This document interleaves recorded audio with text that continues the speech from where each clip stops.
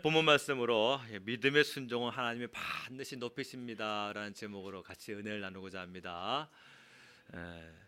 여러분이 만약에 물에 빠졌어요. 밧줄이 있고 통나무가 있어요. 뭘 붙들겠습니까? 당연히 아마 통나무일 거예요. 그런데 상황이 흐르는 물이다라고 한다면은 그때 상황이 달라질 거예요. 밧줄을 붙들어야 되겠죠. 몇 년 전에 나이아가라 폭포에서 이 사건이 있었어요. 이 나이아가라 그 폭포 위쪽에서 보트를 두 남자가 타고 있었는데 그만 잘못 조종을 해가지고 보트가 뒤집혀져서 두 남자가 그 나이아가라 폭포 위에서 물에 빠져버린 거예요. 강변에 있던 사람들이 밧줄을 탁 던져줘가지고 두 사람이 둘 다 밧줄을 잡았어요. 다행히도. 그런데 그 상류 쪽에서 큰 통나무가 하나가 둥둥 떠내려오는데 그만 무슨 판단을 했든지 한 남자가 잡고 있던 밧줄을 놓고서 통나무를 갈아탄 거예요. 아마 통나무가 크니까, 왜냐하면 밧줄은 잡고서 물을 자기 입으로 물이 들어가고 막 거기서 막 자기 몸으로 사투를 벌여야 되는 어떤 그 상황 속에서 판단 미스를 했던 것 같아요.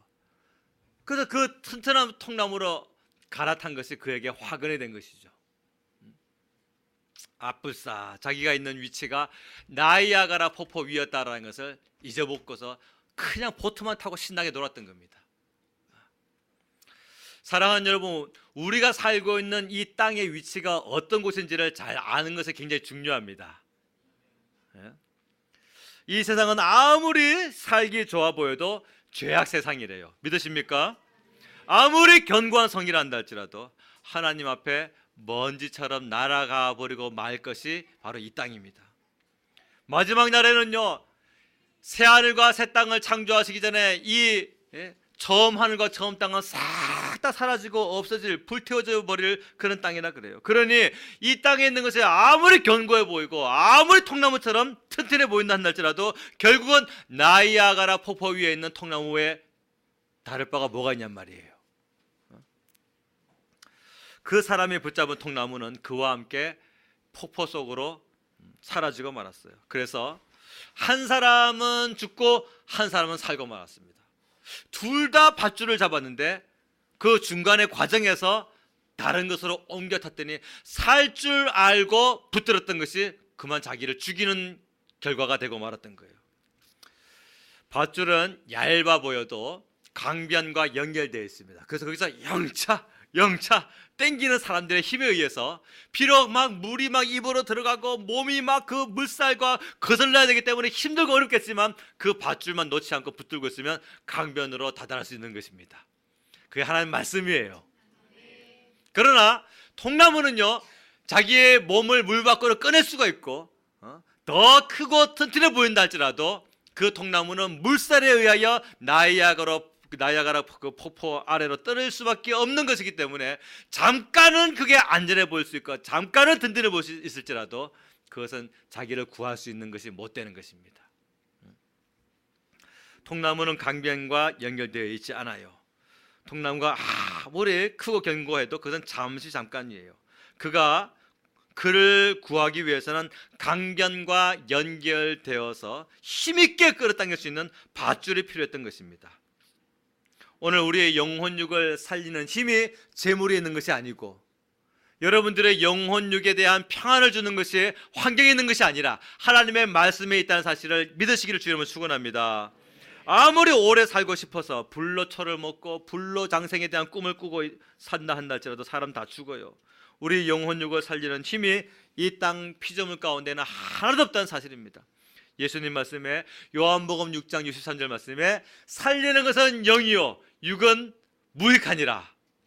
그럼 이제 우리는 무익한 육을 버려야 되는데 유익한 영을 붙들어야 되는데 뭐가 영이 뭐냐? 무엇이 영입니까? 내가 너에게 이런 말이 영이요 생명이니라. 그러니까 예수님의 입에서 나오시는 말씀이 살리는 것이란 말이에요.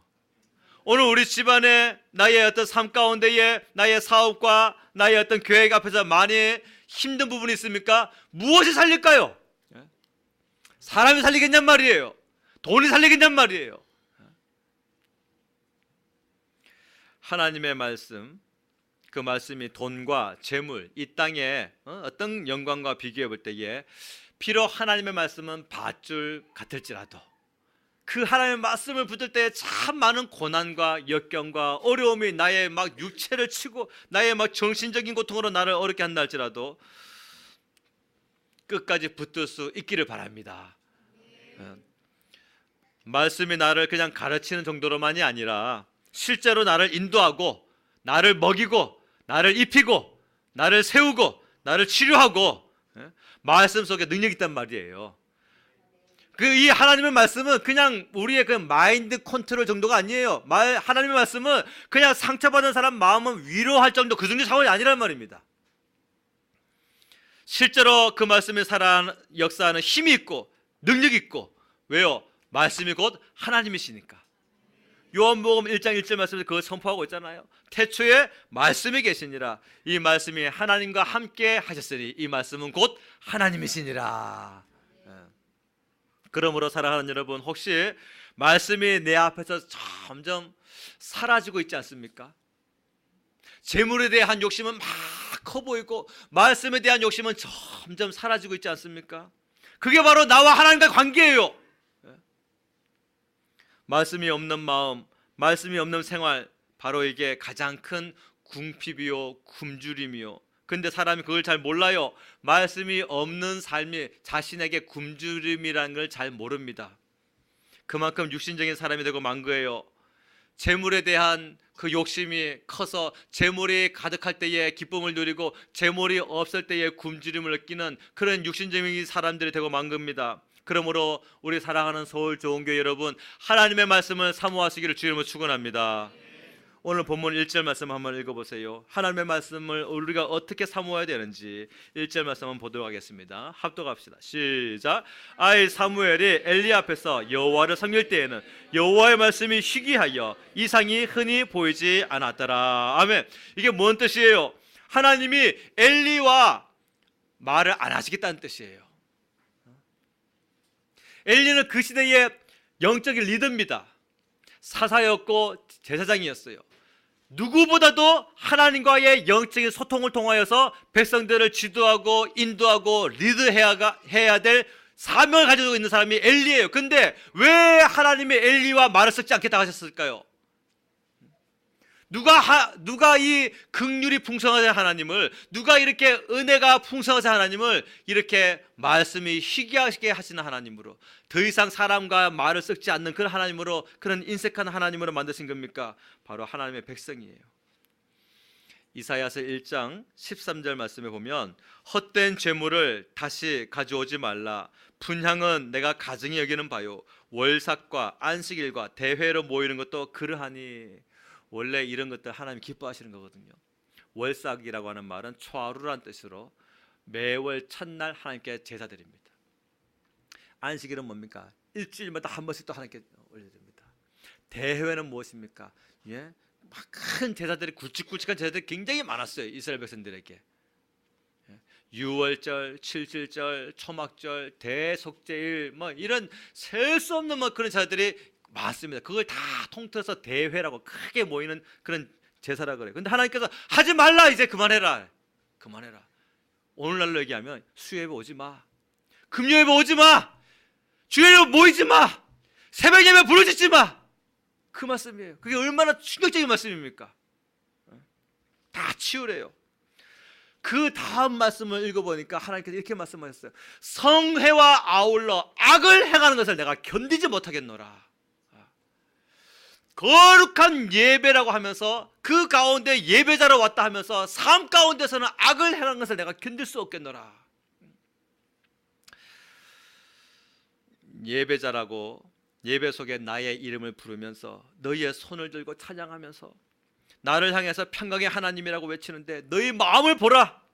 진정한 회개의 마음이 없이 용서되었으면 하고 바라고 있잖아. 나를 사랑함이 없이 나를 사랑한다고 고백하고 있잖아. 진정한 헌신은 삶을 통해 나타나는 것인데 너희가 찬양 속에서만 나를 향하여 헌신하겠다고 고백하고 있잖아. 예배자들아, 너희 자신을 보라. 그게 하나님 하시고 싶은 말씀인 거예요. 오늘 우리 마음과 중심을 하나님 앞에 다 쏟아놓고 내려놓으시기를 바랍니다. 그리고 우리 이렇게 한번 고백하길 바랍니다. 주님의 사랑을, 뜨거운 그 주님의 사랑을 다시 내 안에 불같이 회복시켜 주옵소서. 나를 맡길 만한 그런 믿음이 없는데 주님이 통치하십니다. 그게 얼마나 모순된 고백이에요. 나의 이 형편을 주님께 맡길 만한 그런 믿음이 없는데 하나님이 세상을 통치하십니다. 이게 얼마나 이율배반적인 고백인 것입니까? 오늘 이런 우리의 부족한 부분들을 주님 앞에 진실된 고백으로 드려서 하나님의 그 회복하심과 하나님의 그 치유하심을 경험할 수 있는 귀한 예배자 되시기를 주님으로 축원합니다. 자, 사랑하는 여러분, 하나님께서 엘리 제사장과 말을 하지 아니하시기로 작정하셨어요. 그리고 하나님의 계획을요 엘리와 나누지 아니하시고 그 12살 정도밖에 안 된 어린 사무엘과 나누십니다. 이제 3살 때에 한나가 들었잖아요. 아멘이 나와야 제가 옛날 얘기로 안 돌아갑니다. 3살 때에 사무엘을 들었잖아요. 네, 다 아시는 줄로 믿고 이제 그래서 시간이 좀 지났어요. 사무엘이 한 12살 때쯤 됐습니다. 근데 하나님께서 막 속이 푹 썩어 들어가는 그 마음을 갖고 계시다가 이제 말문을 탁 트셨는데 누구와 말씀하기로 하셨느냐? 그 12살밖에 안 된 사무엘하고 말씀하기로 하신 거예요. 엘리, 나 너하고 말하기 싫어. 네가 이스라엘의 리더라고, 네가 영적 지도자라고. 너의 모습을 봐라. 난 너하고 말 안 할 거야. 그게 바로 오늘 1절 말씀이에요. 여호와의 말씀이 희귀하여 이상이 흔히 보이지 않았더라. 한나가 자기 아들을 낳아서 하나님께 드렸습니다. 원래 자식을 낳지 못하던 그 문제를 가지고서 고통스러워하던 한나가 내게 자식을 주시면 이 아들을 내 품의 아들로 키우지 않고 하나님의 품의 자식으로 키우겠습니다. 그를 평생에 레위인으로 드리고 나시린으로 서원하여 바치겠습니다 라고 결단했더니 하나님께서 그 기도를 들으시고 사무엘을 주신 거예요. 근데 그 사무엘을요 뭐 20살이 되도록 25세 되도록 레위인이 봉사할 수 있는 나이가 25살이거든요. 그때까지 기다리지 않았어요. 바로 그냥 3살 때에 젖되자마자 성전에 드렸습니다. 그게 바로 한나의 위대함이었어요. 하나님, 둘째 놓고 셋째 놓고 넷째 놓고 하면은 그때 내 대적 불이 나와 싸울 수 있는 힘이 있을 때 내가 사무엘 드릴게요라고 한나 그렇게 기도할 수 있는데 그렇게 하지 않았어요. 다 맡겼어요. 그는 다시 빈몸으로 돌아갑니다. 그랬더니 하나님께서 한나에게는 몇 명의 아들과 몇 명의 딸? 감사해요. 이래서 또 지난주 주일 설교 말씀에 대해서 다 기억하신 줄 믿고 넘어갈게요. 3명의 아들과 2명의 딸을 더 주셔가지고 힘센 아들 힘을 다 빌어서 한나가 어깨를 펴고 말 잘하는 그는 다다다닥 말 잘하는 2딸 주셔가지고 버린 나를 딱 대적할 수 있는 5명의 자녀를 다 주시고 바친 사무엘은요 10명의 아들보다 더 귀한 영적인 리더를 세우신 것입니다. 아멘입니까? 한번 따라 세봅시다. 드리면 쓰시고 안 드리면 못 쓰신다. 믿으십니까? 그게 비단 자식 문제만이 아니에요. 오늘 나의 재정적인 문제와 나의 건강에 대한 문제와 오늘 우리 사업에 대한 문제와 우리 직장에 대한 문제와 모든 문제 다 대소사회 간의 모든 문제는 하나님의 통치를 받게 되는 것입니다. 여호와께서 집을 세워주셔야 세우는 자의 수고가 헛되지 않는 거예요. 여호와께서 성을 지켜주셔야 파수꾼의 깨어있음이 허사가 되지 않는 것입니다. 예. 자식 문제 우리가 되는 게 아니에요. 한나가 자기 품의 자식, 내 아들, 내 하나밖에 없는 아들, 이거 내가 키워야지. 워낙 아프고 병들고, 그래서 이거 내가 관리 안 하면 이 아들 쓰러져. 그렇게 키우는 거 아닙니다.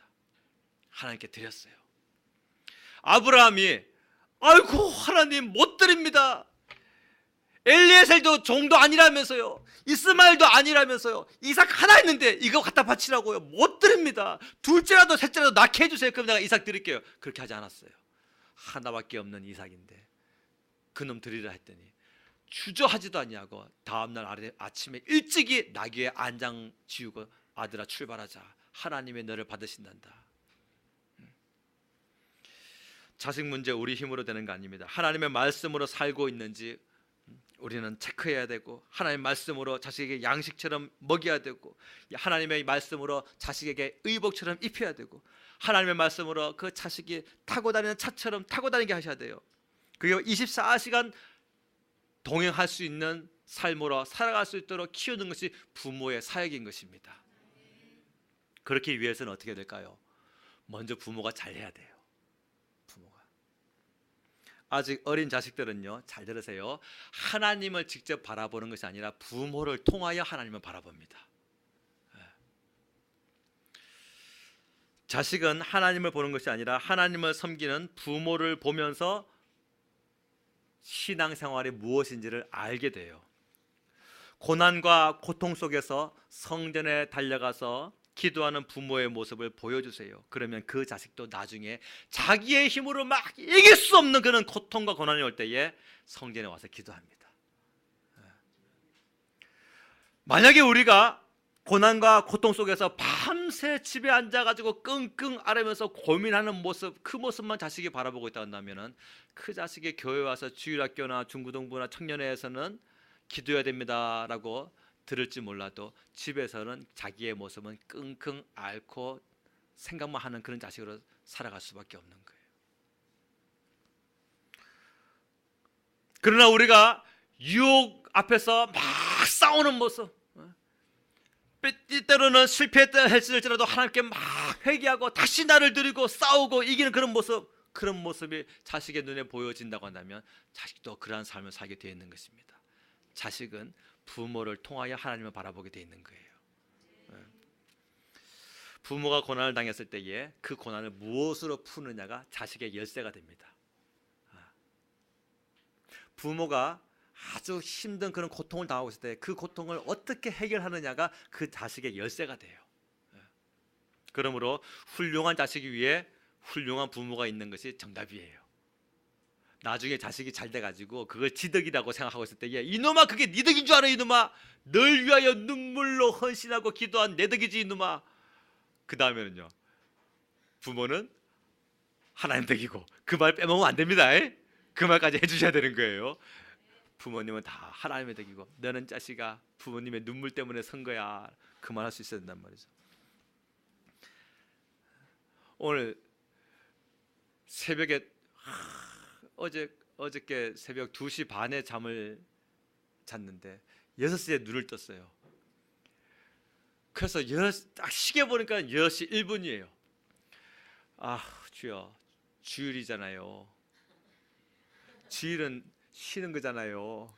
그랬더니 막 내 속에서는 하나님의 법을 내 육신으로는 죄의 법을 섬기느라 그것처럼 기도하러 가라 그런 거예요.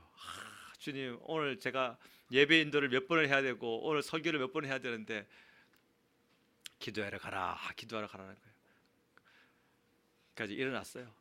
일어나가지고 6시에 일어나가지고 씻고 성전에 왔어요. 그래서 기도합니다. 기도하는데 하나님께서 뒤에서 인기척이 나가지고 뒤돌아보니까 아무도 없어요. 근데 눈을 감으면 주님이 내 뒤에서 나를 이렇게 안으시는.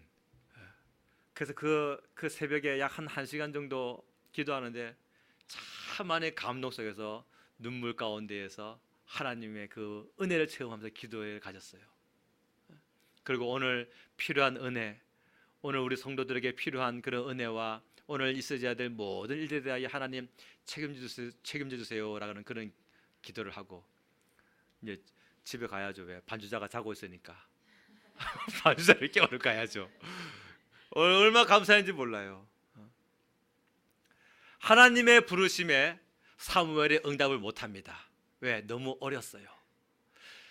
3번이나 부르시는데 하나님 앞에 주여 말씀하셔서 그 말을 하지 못하고 어디로 달려갑니까? 엘리 제사장에게 달려가는 거예요. 제사장님 부르셨습니까? 이게 영적인 교류가 하나님과 없다 보니까 하나님의 부르심에 사무엘이 대답을 못하는 거예요. 오늘 사랑하는 여러분, 하나님과의 평소에 영적인 교류가 많으시길 바랍니다. 이 교류가 많아야 기도해라 할 때에 자기를 들을 수 있는 것이지, 기도의 필요성은 느끼는데 기도하지 못하는 사람이 얼마나 많은지 몰라요. 말씀을 읽으라 하는데 말씀을 읽어야 될 필요성은 느끼는데 읽지 못하는 사람 많습니다. 헌신해야 될 필요성을 느끼는데 헌신 못하는 사람 많아요. 손과 발이 얼어붙어 가지고서 자기의 삶을 주님께 드리지 못하는 사람들이 참 많이 있습니다. 우리 하나님은요, 우리가 못 알아들으신다고 해가지고 말 안 하시는 분이 아니에요. 꼭 기억하십시오. 거부하고 불순종할 때에 참 많이 말씀하셨지만 끝내 거부하고 불순종할 때 하나님께서 나중에 말을 딱 안 하시지, 못 알아들으신다고 말씀 안 하시는 분이 아니란 말입니다. 믿으십니까? 네. 어떻게든지 알게 하세요. 꿈을 통해서 하나님의 계획을 알려주시는데 그 꿈꾼 자가 꿈의 내용이 뭔지를 모르고 하나님의 계획이 뭔지 모르잖아요. 하나님이 딱 닫으시는 것이 아니라 다른 방법을 통해서 하나님께서 알게 하신단 말이에요.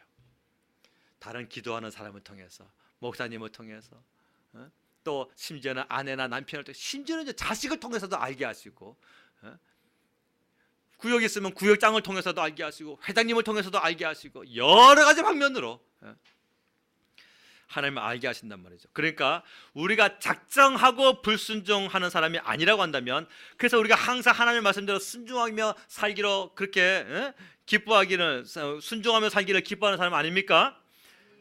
그런데 우리가 하나님이 우리를 부르시는데 우리가 잘 못 알아들으면요, 하나님의 입을 딱 닫으시는 분이 아니라 우리가 하나님의 부르심에 예 할 때까지 우리를 계속해서 부르신다는 사실을 잊지 마시길 바랍니다. 네 번째 부르셨어요. 하나님께서 사무엘아 사무엘아. 이제 엘리 제사장이 알려주셨죠.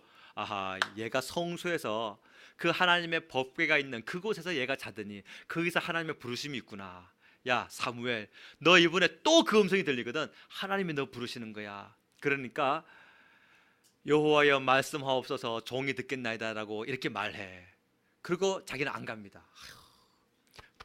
제 같으면은 야 가자. 너한테 하나님의 말씀이 있구나. 여호와의 말씀이 희귀하여 이상이 흔히 보이지 않던 그 시대에 너에게 하나님의 말씀이 있구나. 같이 가자. 나도 좀 듣자. 그런 영적이 열심히 있어야 되는데 엘리는 그런 마음이 없는 거예요. 마치 동방박사 세 사람이 유대인의 왕으로 나신 데가 어디 있느냐. 우리가 동방에서부터 그의 별을 보고 경배하러 왔노라. 근데 그때 그 바리새인들과 서기관들이 성경 쫙 펴가지고서 뭐라 합니까? 베들레헴입니다. 헤롯 왕이 다 말해 주잖아요. 근데 그들은 경배하러 갑니까? 경배하러 안 가요. 얼어붙은 거예요. 손과 발이 얼어붙은 거예요. 믿음은요, 움직이는 것입니다. 앉아서만 믿는 것이 믿음이 아니라 움직이는 것이고 찾아가는 것이고 헌신하는 것이고 자기를 드리는 거예요.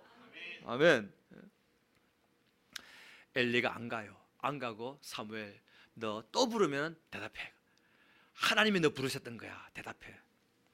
네 번째 하나님이 부르십니다. 사무엘아 사무엘아, 주여 말씀하옵소서, 종이 듣겠나이다. 그때 하나님은요, 하고 싶었던 말씀을 막 보따리를 풀듯이 쫙 풀으셨는데 들어보니까 기가 막힌 말씀이에요. 무슨 말씀입니까? 엘리 제사장의 집안을 하나님께서 내가 심판할 거야 라는 그 말씀을 다 하신 거예요. 그동안에 이 하나님의 영적인 메시지를 누구와 말씀을 나누실 수도 없는 겁니다. 오늘 12절부터 14절 말씀을 보도록 합시다. 자, 12절부터 14절까지 같이 한번 합독합시다. 시작. 내가 엘리의 집에 대하여 말한 것을 처음부터 끝까지 그날에 그에게 다 이루리라. 내가 그의 집을 영원토록 심판하겠다고 그에게 말한 것은 그가 아는 죄악 때문이니, 이는 그가 자기의 아들들의 저주를 자청하되 금하지 아니하였습니다. 그러므로 내가 엘리의 집에 대하여 맹세하기를 엘리 집의 죄악은 제물로나 예물로나 영원히 속죄함을 받지 못하리라 하였노라 하셨더라. 아멘.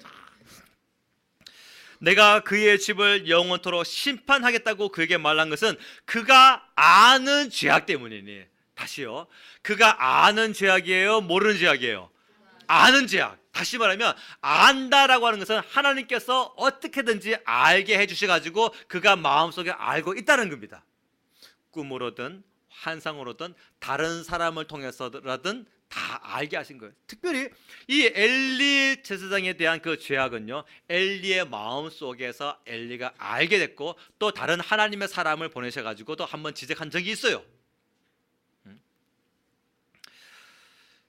우리가 모르고 범죄하는 부분에 대해서 하나님은 곧바로 심판하지 아니하시죠. 회개를 촉구합니다. 여러분들이 어느 날 이렇게 살면 안 되는데 하면요, 그거 진짜 안 되는 거예요. 왜냐, 하나님은요, 하나님을 믿고 있는 성도에게 신앙 양심이라는 걸 넣어주셨어요. 왜? 우리에게도 인간들끼리도 양심 있잖아요, 그렇죠? 양심 없습니까? 우리 인간들에게도 양심이 있거든요. 그 인간 본인의 양심, 불신자들도 양심이라는 게 있어요. 그 양심이 뭔가 가책을 받으면 자수를 하기도 하고, 양심 때문에 사람을 함부로 해하지도 못하죠. 근데 우리가 예수님의 이름으로 구원받아 하나님의 자녀가 되잖아요. 그러면 그 신앙에 대한 양심이 또 생깁니다, 우리 안에. 이 신앙에 대한 양심이 하나님을 향하여서 나 이렇게 살면 안 되는데 하면요, 그거 진짜 안 되는 거예요. 이제 그거 더 나아가지고 내가 이렇게 살다가 맞지 하면은 맞기 일보 직전인 겁니다. 그 분명한 거예요. 왜? 하나님은 우리에게 신앙 양심을 넣어주셨어요. 엘리에게 하나님께서 신앙 양심을 주셨는데 무슨 죄가 있었어요? 두 아들에게. 두 아들이 여호와의 제사를 멸시했고 회막에서 수종드는 여인들과 동침했어요. 그때에 엘리가 그걸 압니다. 그래가지고 가서 얘기를 하죠. 내 아들들아, 그렇게 하지 마라. 사람이 사람에 대하여 범죄하면 권고할 그 기회가 있지만 사람이 하나님께 범죄하면 어떻게 그걸 해요? 용납할 수 있겠느냐 하면서 그 아버지가 한번 말을 해줍니다. 그것은 그만큼 엘리가 두 아들들의 그 종교적인 죄가, 신앙적인 죄가 심각하다는 것을 알고 있었던 거예요. 근데 오늘 하나님 말씀 보니까 뭐라 합니까? 13절 중간에 보면 그가 아는 죄악 때문이니 이는 그가 자기 아들들의 저주를 자청하되, 아들들이 뭘 했다? 아들들이 저주를 자청했다. 그러니까 아들들이 스스로 타락되었다는 얘기와 그 다음에 아버지로서 금하지 아니하였습니다. 아들들은 스스로 범죄했을 때 아버지라도 일어나가지고 금하는, 아버지라도 일어나가지고서 그 두 아들들의 범죄에 대하여 그들의 신앙을 깨울 수 있는 그런 회개를 촉구하는 일을 했어야 되는데 아들들은 저주를 자청하는 행동을 하고 아버지는 금하지 아니했다. 그래서 하나님은 엘리에게 화가 나신 거예요. 엘리 집안의 전체를 전부 다 멸하시기로 작정하신 겁니다. 그 얼마나 무서운 말씀이에요. 앞으로 내가 이 엘리 집안의 죄악에 대해서는 어떤 제물로도 어떤 예물로도 내가 다 받지도 않고 죄도 용서하지 아니할 거야. 이것만큼 무서운 말씀이 어디 있어요? 이 땅에 그 어떤 가장 무서운 재판장도 하나님보다 무서운 재판장이 어디 있냔 말이죠. 하나님이 말씀하시면 그 어떤 재판장이 다시 뒤엎을 수 있겠습니까? 하나님이 넌 유죄야 하시면 그걸 다시 무죄로 뒤엎어서 승소할 만한 그런 변호사가 어디 있겠으며, 하나님이 너는 무죄야 하면은 그걸 다시 뒤엎어 가지고 유죄로 뒤엎어서 승소할 만한 그런 검사가 어디 있겠어요? 하나님의 선언은 모든 것의 최종 선언이고 심판이 되는 것입니다. 아멘입니까? 자, 사랑하는 여러분, 우리는 예수님 믿고 구원받아 하나님의 자녀가 되었습니다. 믿으십니까? 그 하나님께서 죄를 참 많이 짓고 살 수밖에 없는 우리를 향해서 이렇게 말씀하십니다. 따라서 해봅시다. 아들아, 아들아, 넌 무죄야.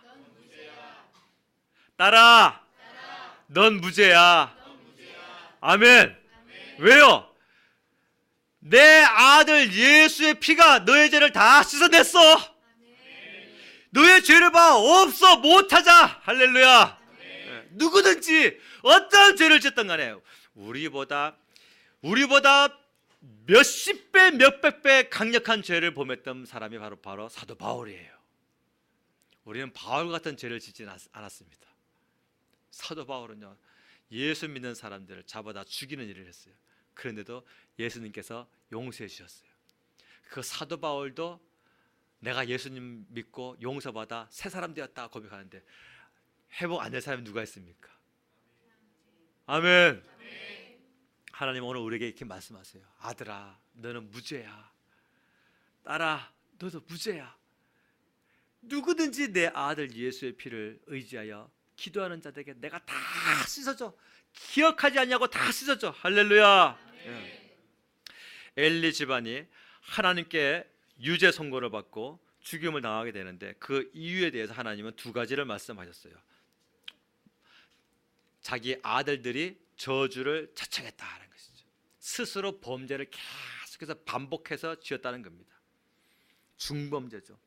두 번째는 아버지로서 금하지 아니하였느니라. 자식들의 신부는 거룩한 제사장인데 삶은 제사장이 아닌 거예요. 신부는 성도인데 삶은 성도가 아니면 하나님께서 어떻게 하시겠습니까? 그래서 그들을 뭐라고 표현했어요? 불량자 벨리알의 아들들이다라고 표현했어요. 신부는 거룩한 제사장인데 삶은 벨리알의 아들들인 거예요. 이쯤 되면요 어떻게 해야 됩니까? 엘리 제사장이 이 다음날 엘리가 불렀어요. 사무엘을. 야 사무엘, 하나님이 너 어저께 새벽에 부르셨지? 예, 불렀습니다. 뭐라 하시든 사무엘 걸 다 얘기를 해줘요. 왜냐하면 하나님의 말씀이니까 숨길 수가 없거든요. 근데 엘리가 뭐라고 하느냐? 자 보세요. 18절 말씀은 오늘 본문의 후반입니다.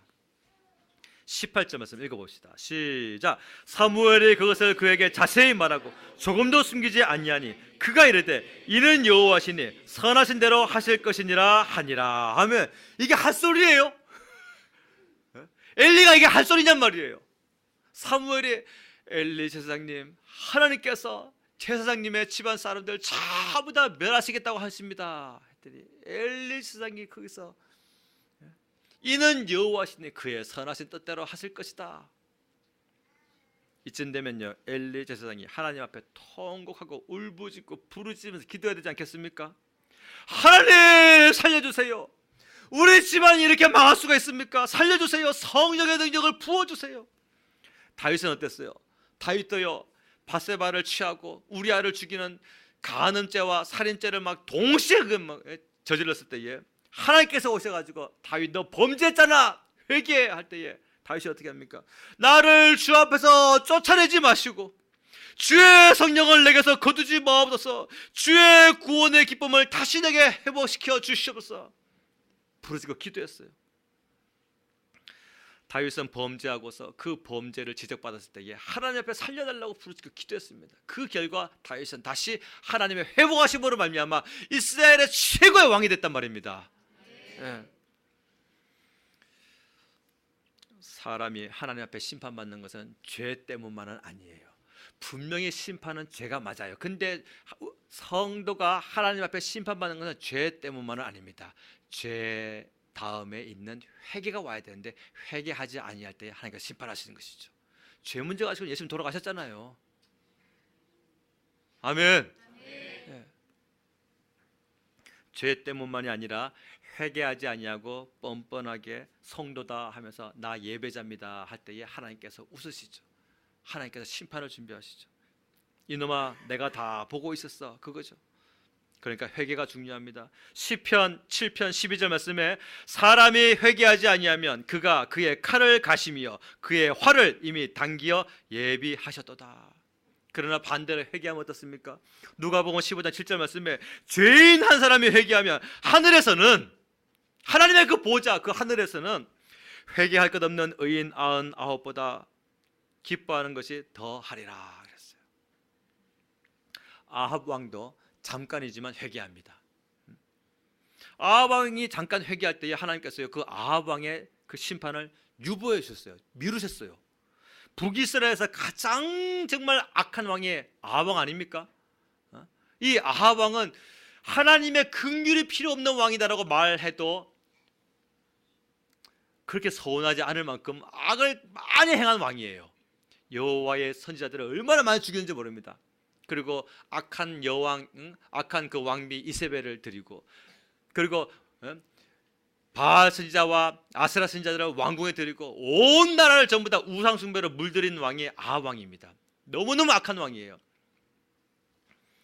하나님께서 엘리야 선지자를 보내셔 가지고 말씀이 아합 집안의 사람들을 내가 전부 죽이리니 그들의 시체가 들판에 엎드려져서 낮에는 개들이 와서 먹어버리고 또 산에 사는 그 새들이 와가지고 그들의 공중의 새들이 와서 그들의 시체를 뜯어먹게 될 것이다 라고 선포했어요. 그 말을 아합 왕이 듣습니다.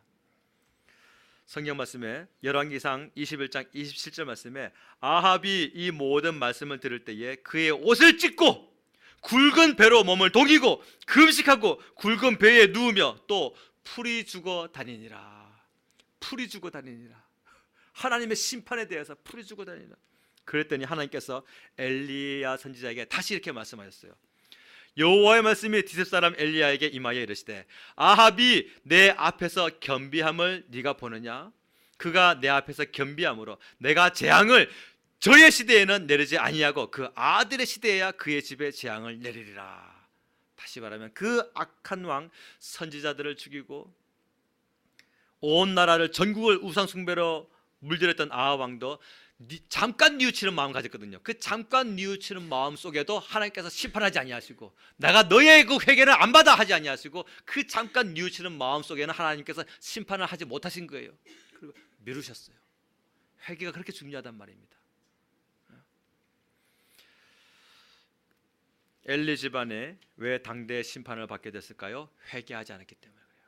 말씀을 맺습니다. 사랑하는 서울 좋은교회 성도 여러분, 우리도 우리의 참 많은 죄를 짓고 살고 오늘 이 자리에도 그런 모습으로 왔을 줄로 믿어요.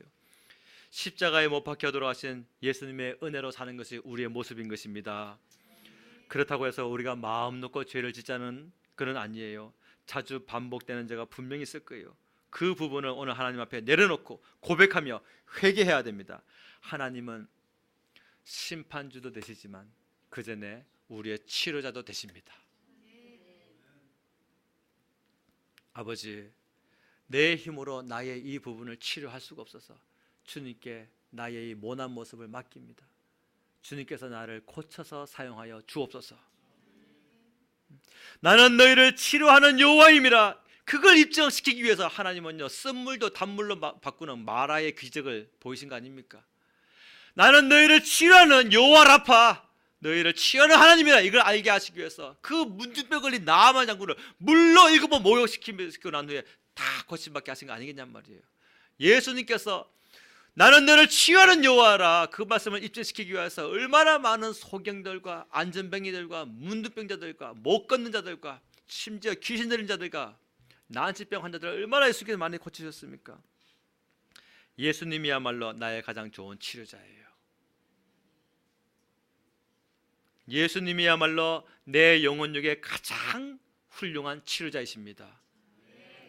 그분은 우리를 치료하시는 주님이시고 오늘 우리가 하나님께 주님 앞에 못 맡길 짐이 어디 있고 주님 앞에 못 맡길 죄악이 어디 있습니까? 하나님이 그 담당하지 못할 짐이 어디 있고 씻기지 못할 죄악이 어디 있습니까? 오늘 우리의 삶을 다 주님께 맡기시고 하나님께서 그 어린 사무엘을 통하여서 영광 받으신 것처럼 오늘 우리의 삶 가운데도 주님께서 깊이 개입하시고 우리를 통해서 귀한 영광 받게 되는 날이 속히 오게 될 줄로 믿습니다.